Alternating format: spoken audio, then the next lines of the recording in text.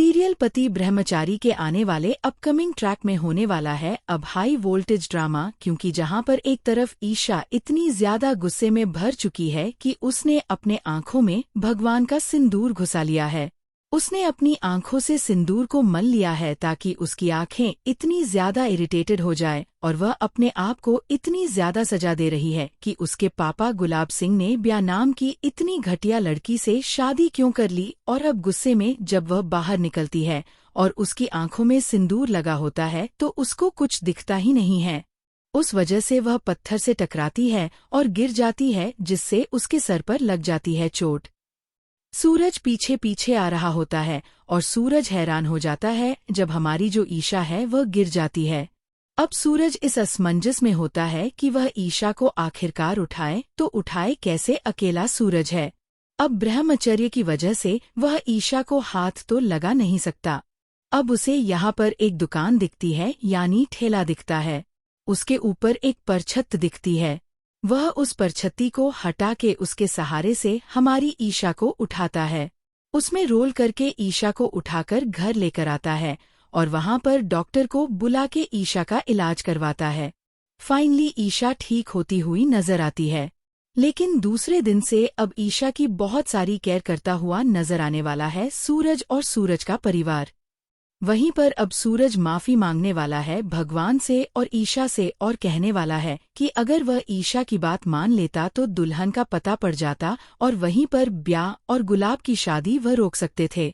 अब तो गुलाब और ब्याह की शादी हो चुकी है और अब जो होगा वह भगवान भरोसे होने वाला है, क्योंकि ब्याह पूरा कांड रचाने वाली है सूरज और ईशा के रिश्ते को खराब करने के लिए, उनके रिश्ते को तोड़ने के लिए। और ईशा को यही सबसे ज्यादा बड़ा डर है कि अगर ब्याह गुलाब के जीवन में आई है तो वह केवल और केवल इसी मकसद से आई है कि वह ईशा और सूरज के रिश्ते को खराब करवा के रहेगी, वह रिश्ते को तुड़वा के रहेगी। और गुलाब तो यही चाहता है ना कि ईशा वापस से गुलाब हवेली आए और गुलाब सिंह के पैरों में नाक रगड़ ले।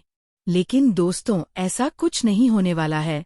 अब सूरज खड़ा होगा अपनी पत्नी के साथ, भले ही उसे गुलाब के अगेंस्ट ही क्यों ना जाना पड़े। तो वहीं पर अब देखना मजेदार होगा कि ब्याह का ससुराल में पहला दिन कैसा होता है। ईशा जब अपनी माँ का घूंघट खोलकर देखती है तो उसे बिंदियां दिखाई देती हैं। यह देखकर वह टूट सी जाती है और उसके हाथ से थाली छूटकर नीचे गिर जाती है। ईशा कहती है, मैं अब ये सब देख नहीं पाऊंगी, ना सह पाऊंगी, मैं यहाँ से जा रही हूँ। ईशा सबसे पहले मंदिर में जाती है और अपनी ही शक्ल पर सिंदूर लगा लेती है। सिंदूर लगाकर वह घर से बाहर निकल जाती है। सूरज भी उसके पीछे जाता है और कहता है, ईशा जी कहाँ जा रही हैं? ईशा कहती है, मुझे पता था कि इस घूंघट के पीछे कुछ तो कारण है, तभी मुझे दुल्हन को नहीं दिखाया जा रहा था। यह बोलते हुए ईशा चलती रहती है। तभी उसे एक ठोकर लगती है। ठोकर लगते ही ईशा गिर जाती है और उसका सिर जोर से पत्थर पर लग जाता है। सिर फट जाता है और ईशा बेहोश हो जाती है। सूरज यह देखकर घबरा जाता है। वह ईशा को उठाकर कहता है, ईशा, मैं गलती कर गया हूँ, तुम अपने आप को सजा मत दो।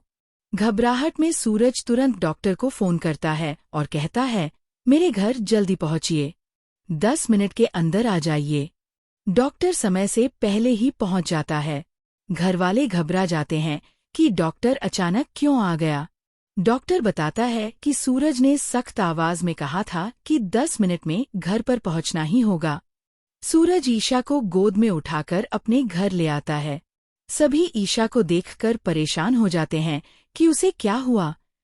डॉक्टर चेक करके कहता है, इसे कुछ नहीं हुआ, सिर पर चोट लगने की वजह से बेहोश हो गई है, कुछ घंटों में होश आ जाएगा, लेकिन इसे किसी भी तरह की टेंशन नहीं देनी है, अच्छे से ध्यान रखिए, नहीं तो हालत फिर खराब हो सकती है।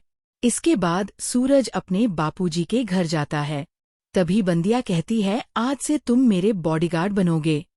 सूरज गुस्से में कहता है, मैं तुम्हारा बॉडीगार्ड क्या, तुम्हारा कुछ भी नहीं बन सकता। आज से मैं बापूजी की कोई बात नहीं मानूंगा, मैं सिर्फ ईशा की बात मानूंगा और उसी के साथ रहूंगा।